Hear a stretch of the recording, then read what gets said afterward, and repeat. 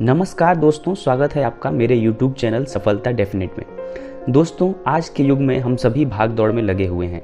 कोई पैसे के लिए भाग रहा है, तो कोई नौकरी के लिए, तो कोई किसी पद के लिए, लेकिन भाग सभी रहे हैं। ऐसे में कभी तो चीज़ों को पाकर हमें बहुत खुशी मिलती है और कभी असफलता हाथ लगने पर हम बहुत दुखी भी होते हैं।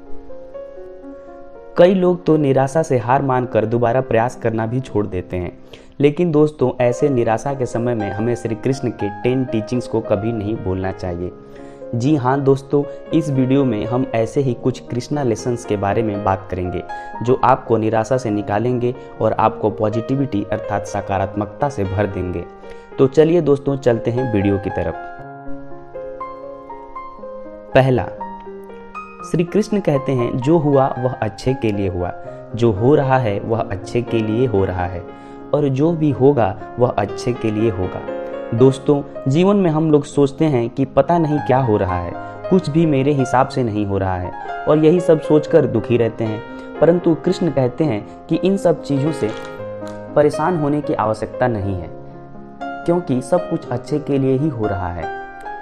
दूसरा, तुम क्या लेकर आए थे और क्या लेकर जाओगे। दोस्तों, आज की दुनिया में हम भौतिक चीज़ों से इस तरह से घिर चुके हैं कि इनके बिना हम बेचैन हो जाते हैं। यूं कहें कि हमारा सारा सुख चैन इन्हीं पर निर्भर हो गया है। ऐसे में जब हमसे कोई हमारी चीज़ें ले लेता है या किसी कारण से हम इनसे दूर होते हैं तो हम बहुत दुखी होते हैं। लेकिन श्री कृष्ण कहते हैं कि असल में हम जिस चीज़ के लिए रो रहे हैं वो तो हमारा था ही नहीं। हम तो खाली हाथ ही आए थे और खाली हाथ ही जाएंगे।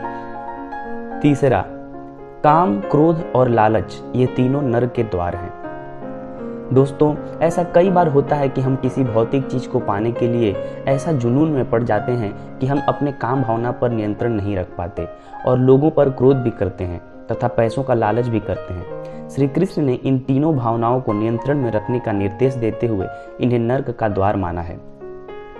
चौथा, चिंताय जयते दुख नान्य थे हति निश्चयी तथा हीन सुखी शांत सर्वत्र गलिस्त प्रिय।